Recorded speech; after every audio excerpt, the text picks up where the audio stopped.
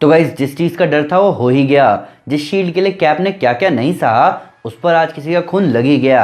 और वो खून भी उस आदमी का है जिसने एपिसोड में थोड़ी देर पहले ही बोला था कि वो कैप्टन अमेरिका का फैन रह चुका है। इसको कहते हैं आयरनी।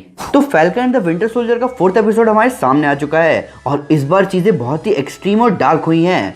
जॉन वॉकर के हाथ नया सीरम लग चुका है। वकांडन ज़ीमो के चक्कर में सैम, बकी, जॉन और लिमार से भिड़े और ज़ीमो भाग ही गया। हालांकि यहाँ बढ़िया बात ये हुई कि फैंस ने पिछले एपिसोड को देखते ही डैनियल ब्रल के ज़ीमो डांस की डिमांड करी और मार्वल एंटरटेनमेंट ने अगले ही पल 1 घंटे के ज़ीमो डांस की फुटेज यूट्यूब पर अपलोड कर दी। तो गाइस मैं हूं अमन सिन्हा और आज मैं ब्रेक डाउन करने जा रहा हूं the falcon and the winter soldier के 4th एपिसोड का। तो स्पॉयलर्स का ध्यान रखते हुए चलिए शुरू करते हैं।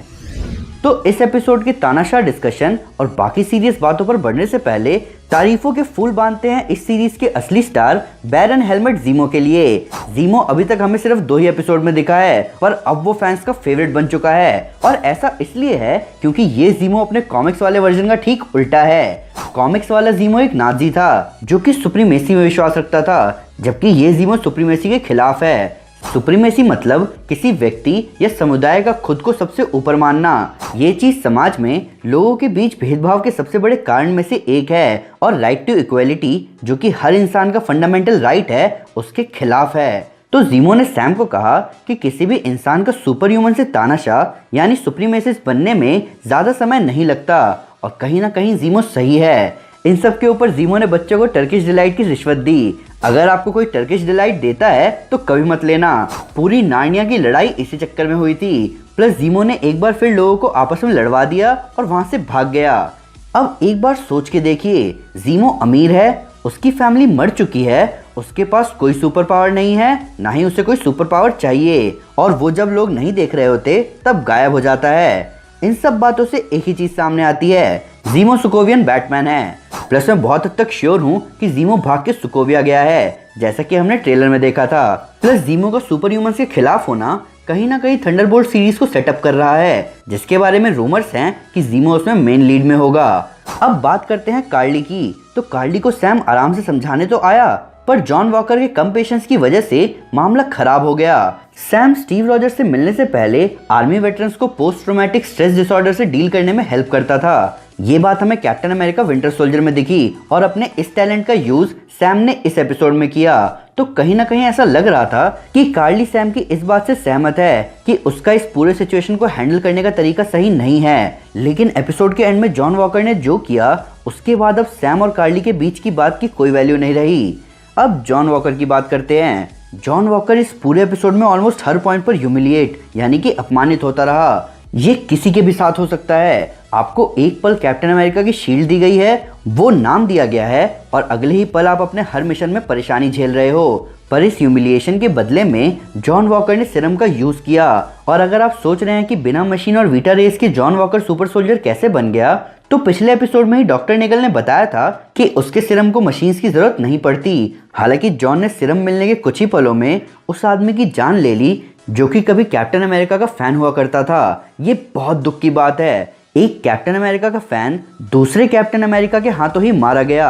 लेकिन अब बहुत चांसेस है कि यूएस गवर्नमेंट जॉन वॉकर को या तो फायर कर देगी या फिर उसे डिमोट कर देगी, क्योंकि ये सब कई सारे लोगों ने अपने डिवाइस में रिकॉर्ड कर लिया है। ये बहुत सोचने वाली बात है। हम फैंस कैप्टन अमेरिका की शील्ड को पिछले 10 सालों से देखते आ रहे हैं और उस पर आज किसी इंसान का ब्लड लगा देखकर हम फैंस के रोंगटे खड़े हो गए। जॉन वॉकर होमलैंडर बन ही गया।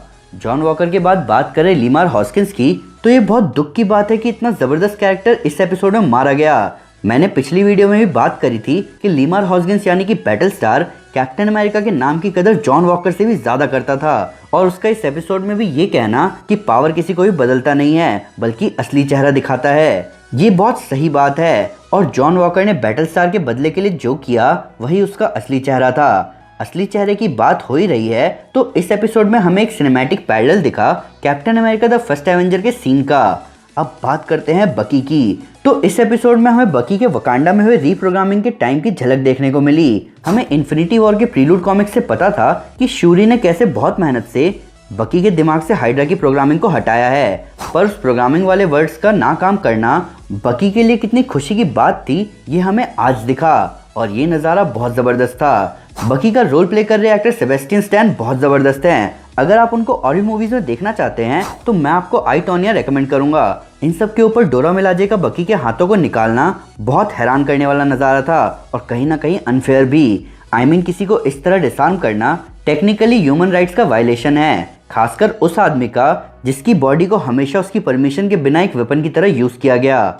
वकांडन्स ने डोरा मिलाजे को भेजा बदला लेने के लिए और यहाँ डोरा मिलाजे की फाइट कोरियोग्राफी बहुत ज़बरदस्त तरीके से दिखाई गई, प्लस एओ के कैरेक्टर को एक्सपैंड करना बहुत ज़बरदस्त था। पर डोरा मिलाजे का ये कहना कि वो जहाँ होंगे उनका जुरिस्डिक्शन चलेगा, ये टेक्निकली गलत है। इन सब के ऊपर मैं श्योर हूँ कि डोरा मिलाजे ज़ीमो को ढूंढ ही निकालेंगे, चाहे वो जहाँ कहीं भी हो। प्लस यहाँ एक और बात बढ़िया लगी कि वकांडन्स बकी को व्हाइट वुल्फ ही बुला रहे हैं। मैं उम्मीद करता हूँ कि आगे अगर व्हाइट वुल्फ और डोरा मिलाजे हमें दिखे तो वो एक ज़बरदस्त टीम अप हो। इन सब के ऊपर डोरा मिलाजे का शील्ड को हैंडल करना भी बहुत ज़बरदस्त लगा। लिटरली इस पूरी सीरीज में कैप्टन अमेरिका वाली वाइब डोरा मिलाजे के इस मेंबर से आई।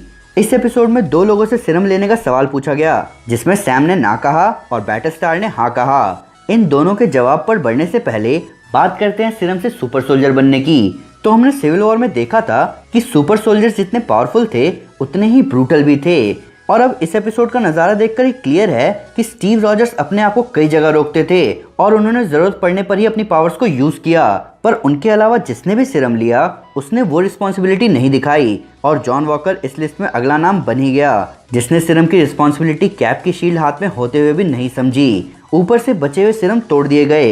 इस एपिसोड में भी चीज़ें तुरंत हुई। ऑल्दो अब ये क्लियर है कि ग्रीफ और लॉस इस सीरीज का मोटिवेशन है, जहां बकी का ग्रीफ उन लोगों को लेके है जिनकी उसने जान ली, ज़ीमो का दुख है अपने परिवार को खोना, डोरा मिलाजे का दुख है अपने राजा को खोने को लेकर, सैम का दुख है अपनी फैमिली की लेगेसी को खोने को लेकर, कार्ली का दुख है डोनिया को खोने को लेकर, और अब जॉन वॉकर का दुख है बैटल स्टार का लॉस।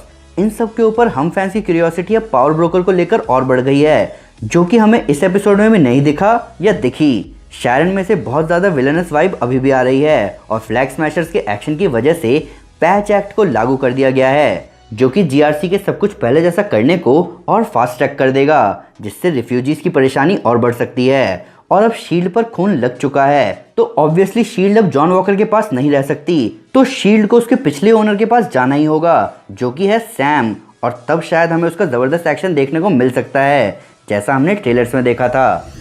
तो गाइस ये था breakdown falcon and the winter soldier के 4th एपिसोड का। आपका इस एपिसोड को लेकर क्या रिएक्शन है? क्या शैरन पावर ब्रोकर है? जॉन वॉकर के साथ अब क्या होगा? और सैम और बकी के लिए स्नैक्स कौन लेकर आएगा? इन सब सवालों के जवाब मुझे कमेंट पे जरूर दे या हमारे सोशल मीडिया हैंडल पर हमारे साथ शेयर करें। हम हर जगह हैं। तो गाइज अगर आप जॉन वॉकर के यूएस एजेंट के बारे में और जानना चाहते हैं तो मैं आपको हमारी न्यू कैप्टन अमेरिका वाली वीडियो रेकमेंड करूंगा। साथ ही साथ अगर आपको वीडियो पसंद आई तो इस वीडियो को लाइक और शेयर जरूर करें और ऐसे कई सारे सुपर कंटेंट के लिए हमारे चैनल को सब्सक्राइब करना ना भूलें। Thank you guys, this is Aman Sinha and you are super piece.